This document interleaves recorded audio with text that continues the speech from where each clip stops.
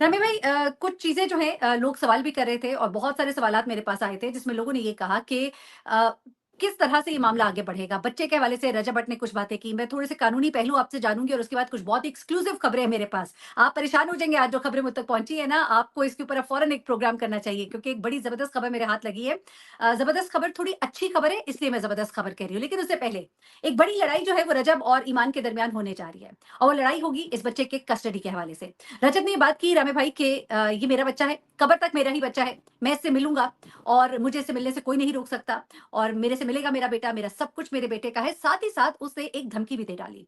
रजब ने कहा कि अगर मेरे बेटे को कंटेंट के लिए इस्तेमाल किया, मेरे बेटे को कंटेंट के लिए इस्तेमाल मत करना। साथ ही उसने डिफेमेशन केसेस और इन चीज़ों का ज़िक्र भी कर दिया, एफआईआर का भी। अब माशाल्लाह इतने वो केसेस तो खुद भुगत रहे, तो काफ़ी कुछ तो कानून समझ ही गए हैं। तो अब वकील-शकील तो उन्होंने रखे ही हुए हैं, तो वो कहते हैं चलो ठीक है, 4-5 हम केसेज़ इधर भी ठोक देंगे, 5 तार उधर भी हम कर देंगे, इस तरह की चीज़ें भी। थोड़ा-सा समझाइएगा पहले कि किवान जो है, उस पे ज़्यादा हक इस वक़्त किसका है, बाद में किसका होगा और कितना एक रजब उसको तंग कर सकते हैं एक तरह से हम अगर कहें तो आसान अल्फ़ाज़ में ईमान को बेटे के हवाले से?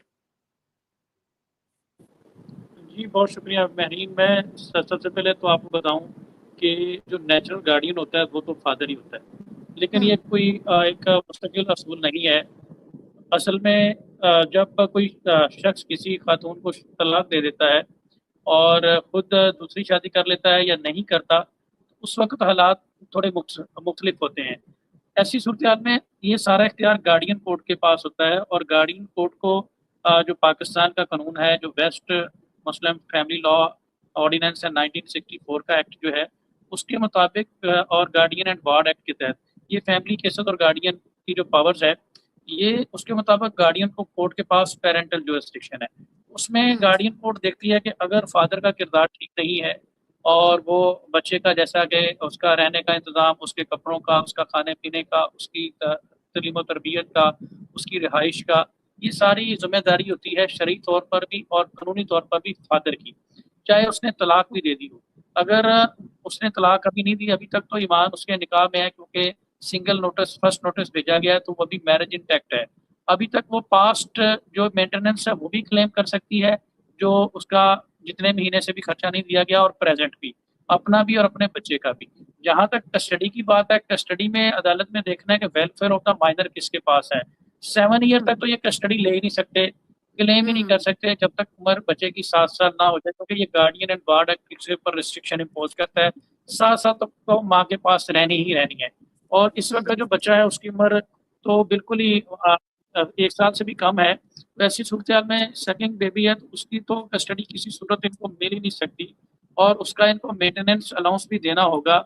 और अगर सिर्फ ये है कि ये अपना किरदार अगर बेहतर रखते हैं तो अदालत इनकी मुलाकात की परमिशन दे सकती है, वो भी कोर्ट की प्रीमिसेस के अंदर। और जो मीटिंग, उसके लिए भी अदालत एक मीटिंग शेड्यूल बनाएगी कि आपको मंथ में कितनी दफ़ा मीटिंग आपकी होनी है। हॉलीडेज के अगर भी, जैसा कि अभी हॉलीडेज है, मुहर्रम के हवाले से आ जाती हैं, ईद के हवाले से आ जाती हैं, ऐसी हॉलीडेज में बच्चा किसके पास रहेगा, ये सारी चीज़ों को अदालत डिसाइड करेगी और उसी शेड्यूल के मुताबिक इनको चलना होगा। और आमतौर पर जब ऐसा बच्चा छोटा होता है तो अदालत फिर मोस्टली लोग ये इसरार करते हैं कि जी हमें घर पे मिलने की इजाज़त दे दी जाए। लोग परेशान करने के लिए कहते हैं कि जैसे रजब भट्ट ये कह सकते हैं कि जी मुझे उनका घर पे जाकर मिलने की इजाज़त दे दी जाए या किसी थर्ड प्लेस पे। तो ऐसी सूरत में अदालत ये नहीं अलाउ करती। वो यही कहते हैं कि गार्डियन कोर्ट अदालत के अंदर ही आपको 1-2 घंटे की मुलाकात की परमिशन दी जाती है और उसका आने जाने का जो एक्सपेंस होता है, मीटिंग का जो एक्सपेंस होता है, वो भी फादर ने पे करना होता है। तो अच्छा। जब भी अभी फादर फर्स्ट डेट पे ही ईमान जो है वो मेंटेनेंस क्लेम कर सकती है और जहां पे वो खर्चा बंद करेगा, ये बड़ा इंपॉर्टेंट पॉइंट है, उसको हुँ, मेंटेनेंस का जो अलाउंस है वो देना ही है। अगर उसने हुँ, 1 मंथ का भी शॉर्ट किया तो उसकी मीटिंग का वो हकदार नहीं रहेगा, वो बच्चे से मुलाकात करने का अच्छा। हकदार तभी रहेगा अगर वो रेगुलरली मेंटेनेंस अलाउंस पे कर रहा है। अगर वो हुँ, नहीं पे कर रहा तो वो उसके ऊपर अदालत रिस्ट्रिक्शन इम्पोज करती है, वो बच्चे की मुलाकात करने का हकदार नहीं है। इसी तरह से अगर वो दूसरी शादी कर लेता है तो फिर और मामला देखे जाते हैं। सम टाइम अदालत जब 7 ईयर का भी बच्चा हो जाता है तो फिर भी देखती है, बाज केसेस में फिर भी कस्टडी माँ को मिल जाती है, क्योंकि अदालत ने ये कोई हार्ड एंड फास्ट रूल नहीं है कि 7 साल के बाद भी इनको मिल जाना है। उसमें यही है कि अदालत ने देखना है कि वेलफेयर ऑफ द माइनर किसके पास है और माँ से अच्छी तरबियत कौन कर सकता है। और इनके ऊपर जिस तरह के मामला हैं, ये आगे जाके बहुत ज्यादा मामला अदालतों में खराब होने वाले हैं। उसकी वजह यह है कि अदालतों यहीं में पर फिर मैं एक बात। सवाल करूँगी। आपने ये कहा कि जो कुछ मामलात इनके हैं, तो इनके लिए मामलात बड़े खराब होने वाले हैं। इसका मतलब ये है कि रजब भट्ट को 7 साल के बाद भी बच्चे की कस्टडी के आड़े में उनके ये तमाम केसेज़ और उनकी जो रिप्यूट है, वो तमाम चीज़ें आ सकती हैं कि एक सोशल मीडिया पर्सन है, सारी-सारी रात, सारा-सारा दिन दोस्तों में घूमना-फिरना है, बच्चे का वो अच्छा टेक केयर नहीं कर सकते हैं और माँ जो है उससे शुरू दिन से उसकी अकेले देखभाल की है। तो ऐसे में ईमान का पलड़ा आपको भारी लगता है, ऐसा ही है क्या? जी, बिल्कुल देखिए, अब वो डिलीवरी के टाइम पे रजब भट्ट कहाँ थे? इन चीज़ों को भी हुँ। अदालत देखती है कि उसने उस सारे मामले को अकेला मैनेज किया, वो उनकी रिस्पॉन्सिबिलिटी थी। वो उन्होंने नहीं पूरी की और इस दौरान एक्स्ट्रा मैरिटल जो अफेयर रहे, अदालतों में जो वकील फिर होता है, आपको बाल की खाल कैसे उतरती है, ये भी इस चीज़ का अंदाज़ा नहीं है। ये मामला बहुत ही गंदे हो जाते हैं अदालतों में जा। के 7 साल तक तो आपने बता दिया, 7 साल के बाद भी आपने एक थोड़ी-सी कंडीशन क्लियर कर दी कि बाप का क्या एक स्टेटस रहा है, कैरेक्टर रहा है, वो कितना एक रिस्पॉन्सिबल रहा है या वो ज़िंदगी में कितना रिस्पॉन्सिबल है, तलाक देने वाला कौन था, ये तमाम चीज़ें जो है वो हमें ईमान के हक में जाती दिखाई दे रही है कि अगर कंपैरिज़न किया जाए, तो हर एक चीज़ में ईमान का पलड़ा भारी नज़र आ रहा है। लेकिन देखिए एक तो नन ऑफ का सॉरी बच्चे का जो मेंटेनेंस होता है, वो तो आपको मालूम ही है कि वो बड़ा एक मुख्तसर सा ही होता है, उसमें बता देते जी पैम्पर्स, दूध, तो खर्चा, तो ये और वो मिल मिला के कोई लाख, 1.5 लाख, 2 लाख हो जाएगा। लेकिन रजब जैसा बंदा जो करोड़ों में कमाता है, उसकी महीने की कमाई जो है ना वो डेढ़ 2-2 करोड़ तक है। हमें मालूम है ना वो बेशक जो मर्ज़ी बताएँ। तो जब उसकी कमाई माशाल्लाह चलिए मुबैय्यना तौर पे कह देते हैं, फिर हमें कहा जाता है जी ये कि आपने कह दिया और जी ये वो। तो अगर डेढ़ 2 करोड़ कमाने वाला 2 लाख रुपए अपने बेटे को भेजेगा तो आपको नहीं लगता कि ये बड़ी ज़्यादती है? और क्या कोर्ट इस चीज़ को देखेगी कि बच्चा जो है वो किस तरह के घर में रह रहा है? देखिए बाप एक बड़े आलीशान बंगले में रह रहा है, बेटा अपनी माँ के साथ 2 कमरों के घर में रह रहा है, तो क्या कोर्ट इन चीज़ों को भी देखती होती है कि नहीं? जी, बिल्कुल देखती है। जो पाकिस्तान का मुस्लिम फैमिली और एक्ट है, इसके तहत कोई इसमें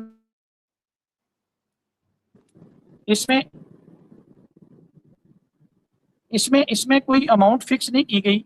फैमिली लॉज जो पाकिस्तान में है, उसमें अकॉर्डिंग टू स्टेटस होता है कि बच्चे का लाइफ स्टेटस कैसा है, वो कैसे एनवायरनमेंट में रह रहा था, उसका लिविंग स्टेटस क्या है, उसके फादर का जो स्टेटस क्या है, उसका बिजनेस किस तरह से है।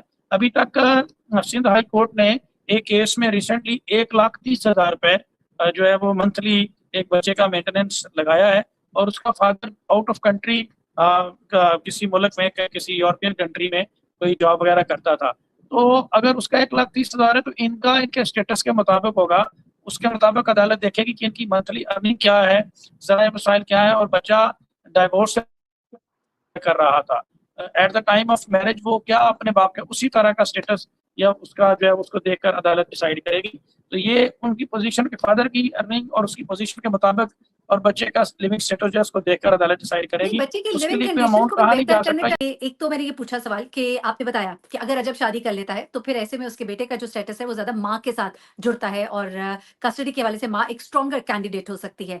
लेकिन अगर माँ की भी दूसरी शादी हो जाती है, तो उसमें फिर कौन कैंडिडेट होता है? जी, उसमें फिर अदालत देखेगी कि दोनों इसमें फिर दोनों का स्टेटस देखेगी कि वेलफेयर ऑफ द माइनर किसका।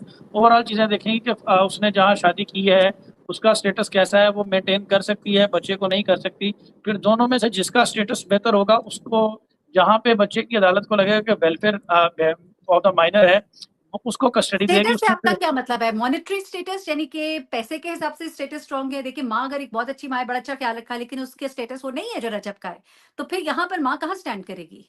नहीं, सिर्फ पैसा नहीं है उसके लिए, ओवरऑल सर्कमस्टांसेस देखे जाते हैं। अगर फादर देखें कोई बैड एक्टिविटीज में इन्वॉल्व है, वो क्या बच्चे की परवरिश करेगा? वो कोई क्रिमिनल है जैसे इनके ऊपर मुकदमात हैं या उसका कोई ठिकाना ही नहीं है, वो कभी यहाँ है, कभी बैरून मुल्क है, कभी कराची है, कभी किधर है, तो वो क्या बच्चे को लुक आफ्टर करेगा जब उसको टाइम ही नहीं दे पाएगा? तो अदालत ने ओवरऑल सर्कमस्टांसेस देखने होते हैं। मदर का भी देखेगी कि उसमें दूसरी शादी के कोई रिस्ट्रिक्शन नहीं है।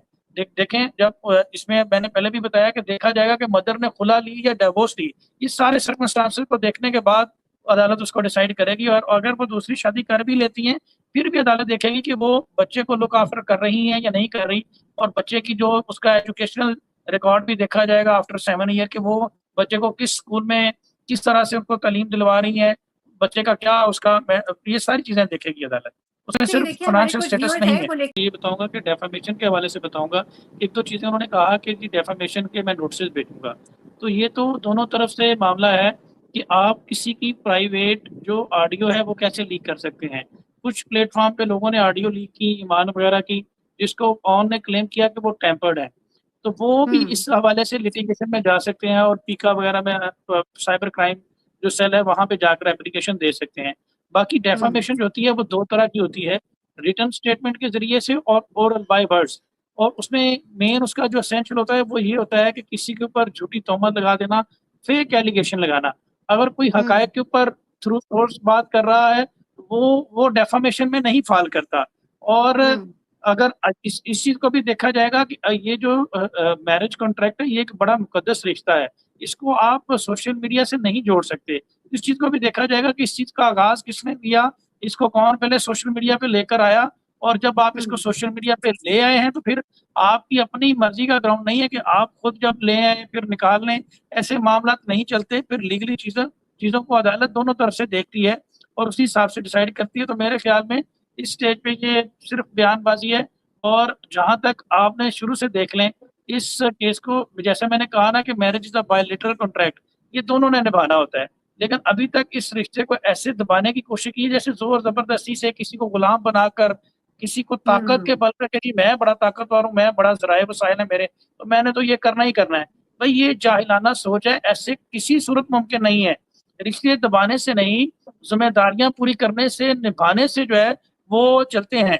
और इस बात को समझें, आप अपनी जिम्मेदारियां पूरी ना करें और ये समझें कि जी मेरा कोई, मैं नंबर 1 यूट्यूबर हूँ, मेरा कोई ये स्टेटस है और मैं दबा के किसी को चला अस्तगफिरुल्लाह। दूंगा, तो ये गलत है। ऐसे रिश्ते हुँ, नहीं चल सकते। खास तौर पे मियाँ बीवी का जो रिश्ता होता है, हस्बैंड एंड वाइफ का जो रिश्ता होता है, ये हुँ, इस्लाम में पहला रिश्ता हस्बैंड एंड वाइफ का था, जो हजरत आदम अलैहिस्सलाम और उनकी मिसेस उनकी बना था। सबसे पहला रिश्ता ये था।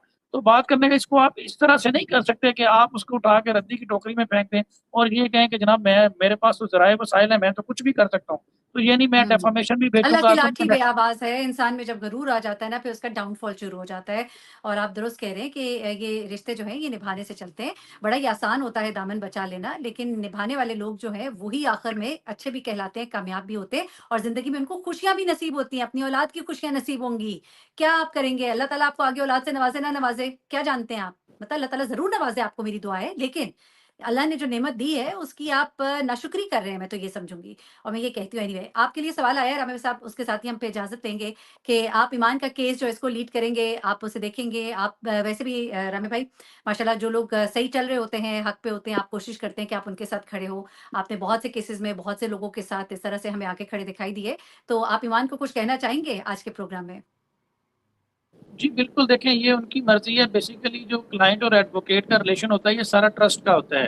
तो ये उनकी हुँ, अपनी एक पर्सनल सैटिस्फैक्शन है कि वो किसके ऊपर सैटिस्फाइड हैं। अगर वो मुझे इसमें कहते हैं तो मुझे बड़ी, इसमें मुझे कोई नहीं है, बल्कि मैं इसको बड़ा अपने लिए समझूँगा कि एक यतीम बच्ची है, उसकी मदद करने में।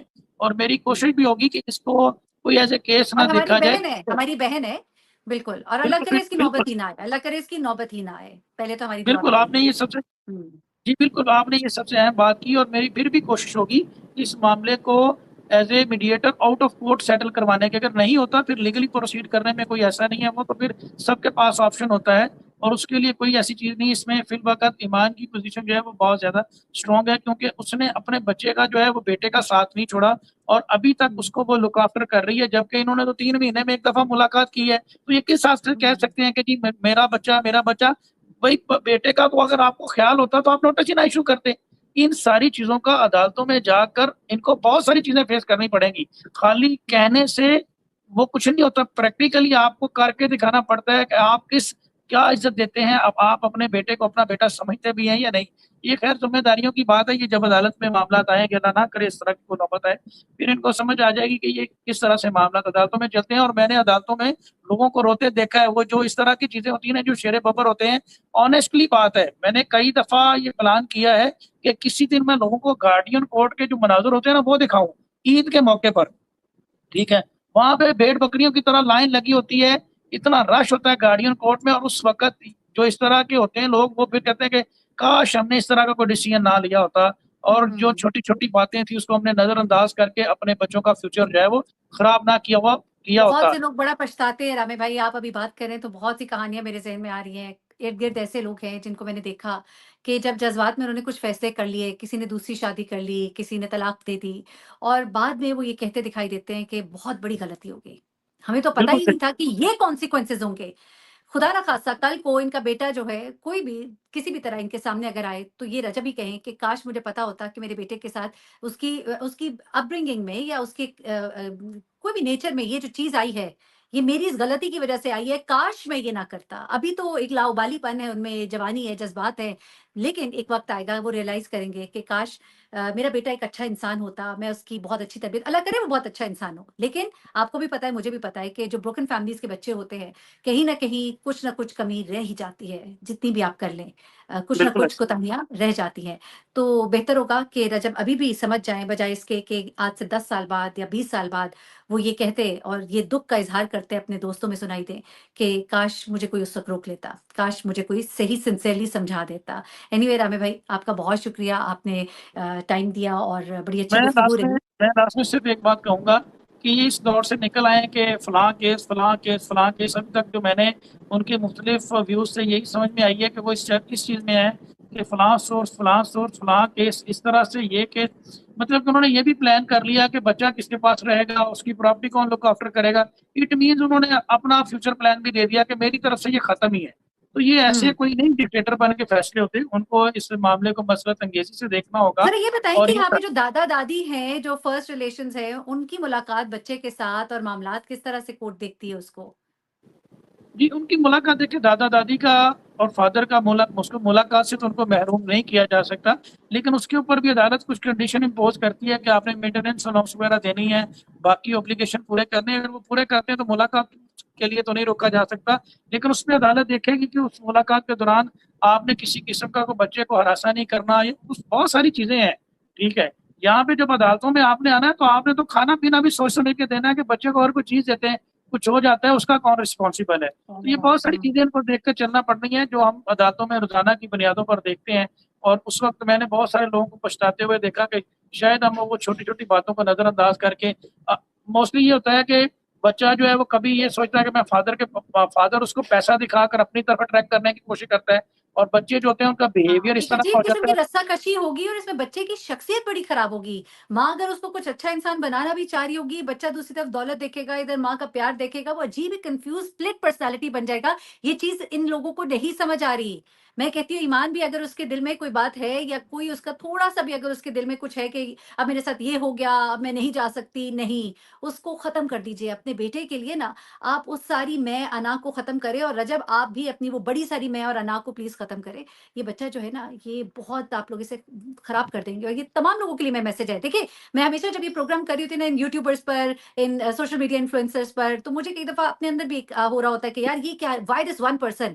लेकिन let me tell you all, this is not this one person we are talking about, this is we are talking about all of you. हम में से किसी भी फैमिली में जब ये इश्यूज़ होते हैं, तो प्लीज़ ये सोचिएगा कि बच्चा जो है ना, उसकी शख्सियत तबाह हो जाती है। एक तरफ माँ का प्यार है, दूसरी तरफ पैसा है, वहाँ भी प्यार अच्छा। है। वो इसको खुश अच्छा मैं करेगा, उसको झूठ बोलेगा, उसको खुश करेगा, इसको झूठ बोलेगा, वो कौन-सा इंसान बन जाएगा? और उसके अंदर से जो बंदा निकलेगा ना, वो पता नहीं क्या होगा और कल को पता नहीं क्या बन जाएगा। और माशरे में पता नहीं उसका क्या इनपुट होगा। कल को खुदा ना खास्ता ये जो हम सुनते हैं किसी ने किसी को मार दिया, किसी ने कुछ कर दिया, खुदकुशी कर ली, खुदा ना खास्ता कत्ल कर दिए।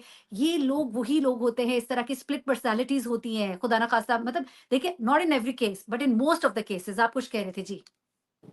जी, मैं बस ये बात कर रहा था कि देखिए सामने बच्चे मदर के साथ अटैच होते हैं, लेकिन फादर उनको फैंटेसी दिखाता है अपनी तरफ अट्रैक्ट करने के लिए पैसे से, मुख्तलिफ मामला से, तो वो फिर झूठा दिखावा करते हैं फादर को अट्रैक्ट करने के लिए कि उनके साथ बड़े अटैच हैं। तो ऐसी सूरत में जो बच्चे की शख्सियत है वो बिल्कुल ही खत्म हो जाती है। तो ये आगे जाकर बहुत सारी चीजें हैं जो इनको देखनी होगी। बाकी मैं हुँ। दुआ करूँ कि ऐसी नौबत ना आए।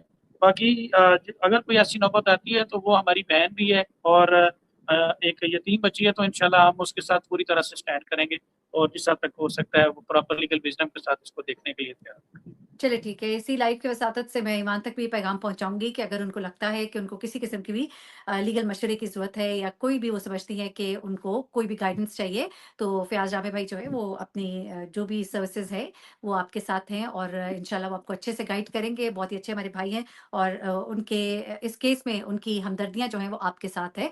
तो इंशाल्लाह आने वाले वक़्त में हमारी तो दुआ है कि इसकी नौबत ना आए। मैं बार-बार यही कहूँगी कि अल्लाह करे इसकी नौबत नौबत ना आए। एनीवे नाज़रीन, आप सबका बहुत शुक्रिया, आप हमारे साथ मौजूद थे। रामी भाई, आपका बहुत ज़्यादा शुक्रिया। आपने जितने भी लीगल एस्पेक्ट है इस केस के, क्या कुछ हो सकता है और जो भी हम इनको वार्न कर सकते हैं, शायद हमारी कोई बात इनके दिल को लगे और माँ जी जो है वो स्टेप डाउन करें और कहें कि नहीं, मैं ये नहीं होने दूँगी, मैं एक औरत के साथ ये नहीं होने दे सकती और मेरी भी बेटी है। तो शायद सब चीज़ें जो है वो ठीक हो जाए, बेहतर हो जाए और रजब भी जो है उनके आगे सर झुका दे। ये सर झुकाना उसको आगे जाकर पता लगेगा कि बहुत अच्छा साबित हुआ, क्योंकि वो तो खुद कहते हैं ईमान इज़ अ गुड गर्ल। अगर she is a good girl तो आई थिंक कि आप भी अब एक गुड इंसान बन जाइए। एनीवे बहुत अच्छा, मैं शुक्रिया आपको वंस ये अगेन। भी बता दूँ मैं हुँ। आपको ये भी बता दूँ, जिस दिन ये माजी ने थोड़ा बहुत इसमें अपना इन्फ्लुएंस दिखाया या रोल प्ले किया, ये मामला 1 मिनट में सेटल हो जाना है। ऑनेस्टली बिल्कुल, बात है। कुछ भी नहीं है इसमें, मैं आपको ये भी बताऊँ, इस कहानी पूरी में कुछ भी नहीं है, बस थोड़ी-सी बातें बुरी लगी हुई हैं, माफ़ी माँग लीजिए एक-दूसरे से और आइए कहिए कि मैं आज के बाद ऐसे नहीं करूँगा, चाहे जो मर्ज़ी हो जाएगा ना, मेरी ज़ुबान पर ताला है रजब के नाम पर और बहन के नाम पर। और दूसरी तरफ रजब जो हैं, वो भी आके माफ़ी माँगे और कहें, इनसे माफ़ी माँगे, हमसे ना माँगे और आकर कहें कि मैं आइंदा कोई वॉइस नोट्स लीक करने के लिए किसी को इजाज़त नहीं दूँगा और मैं किसी भी बंदे को जो मेरी बीवी के बारे में बोलेगा, मैं उसको शट अप कॉल दूँगा। मैं उसका साथी और दोस्त नहीं हूँगा, मैं उसको ज़लील करूँगा। तो उसके बाद यकीन मानिए वो जो सारे रजब को खुश करने के लिए अजीबो-गरीब सी कहानियाँ बना-बना के लाते हैं ना, उन सब के मुँह पे ताले लग जाएँगे और ये बात यहीं पे खत्म हो जाएगी। उन सबको रजब शट अप कॉल नहीं देता है और वो समझते हैं कि हम रजब के साथ ज़्यादा दोस्ती में आ जाएँगे, हम उसके करीब हो जाएँगे, तभी वो इस तरह की हरकतें करते हैं। एक दफ़ा रजब गुस्से का इज़हार करे ना, इन सब की बोलतियाँ बंद हो जाएँगी, लेकिन रजब साहब नहीं करे, तभी तो ने कहा था कि मेरी बहन के लिए एक दफ़ा उन्होंने आवाज़ नहीं उठाई, तो मुझे उठानी पड़ी, जबकि ये तो रजब भाई को उठानी चाहिए थी। एनीवे मेरे ख्याल से पैगाम तो उन तक पहुँच गया होगा, अब क्या हम मज़ीद बताएँ? बातें तो वो सब समझते हैं, लेकिन क्या पता कोई बात हमारी उनके दिल पर असर कर जाए। थैंक यू एडवोकेट फ़याज़ रामे भाई। Thank you.